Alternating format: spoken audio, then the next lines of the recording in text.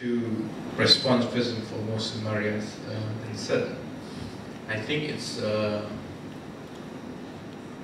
people are beginning to accept that this is perhaps going to be the way for the next 1 year at least. We end, and UMNO especially, believe that the only way for them to stay relevant and have any electoral prospect is by continuing playing the race and religious cards. So there's no doubt about that. The part of Pakatan Rakyat, I think in particular the rate on Bible Society, UMNO has successfully manufactured the issue in such a way that the views taken by moderates are a minority view. Consistently, any surveys or any studies point out to the finding that 3 out of 4 Malay Muslims believe the position taken by UMNO is correct. That perhaps explained the reticence on the part of majority of Pakatan leadership to comment.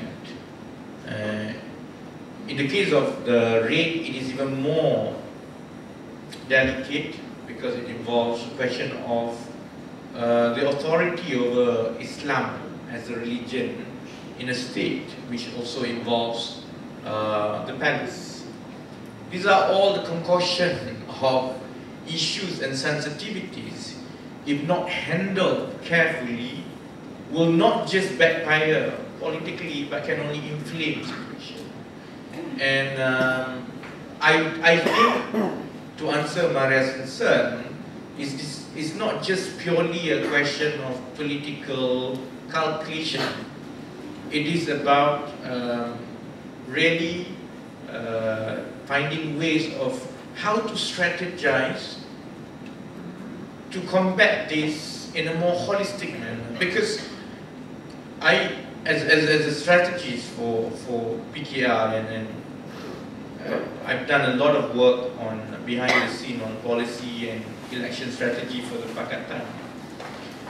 We have always maintained, whether it was right or wrong, that we cannot go head on with UMNO on religious and not religious, like on racially and religiously divisive issues, because you cannot compete with UMNO on who can be more racist.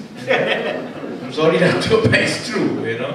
That's our contention. You know, we admit that you can never win with UMNO when you try to outdo each other who can be more racist or more racially and religiously divisive. That perhaps contribute to the situation now where without a consistent contestation on the part of civil society, not so much civil society, more on Pakatan Rakyat, we end up in a situation where UMNO's version or an interpretation of event becomes a majority view held by the Muslims, by the Malays. And I cannot, you know, I don't think that's pretty much any good excuse that I can give for that on behalf of Pakatan and PKR. It creates an environment where the three parties are extremely careful. And I don't think we can fault the three parties to be extremely careful, because a single, not well thought of statement or position can snowball into even worse position. And in the case of animosity manufactured against the Christians and the church, for example, we are very careful not to inflame, because in the terms of moments, it's very easy for one irresponsible, I mean Hisham knows all this, one irresponsible party to come in, manufacture issues and make things work. However, I personally don't think that this is the way forward. if we continue being calculative and indecisive and wishy-washy about our positions, we are basically a sitting lame duck in the next 2-3 years. We are falling exactly into the hands of the UMNO and people who believe that the racial and religious elements are the cards that they can play in order to maintain power. There needs to be a serious soul-searching and contemplation within Pakatan leadership, including myself, to find out how exactly we want to face this monster. It's not going to be easy, and it definitely will cost us electoral support. Not so much because we need to defend one community over the other or one religion over the other, but it's a matter of principle. And my fear is that if we continue to prolong this, even the enlightened section of our society will begin to lose hope either way.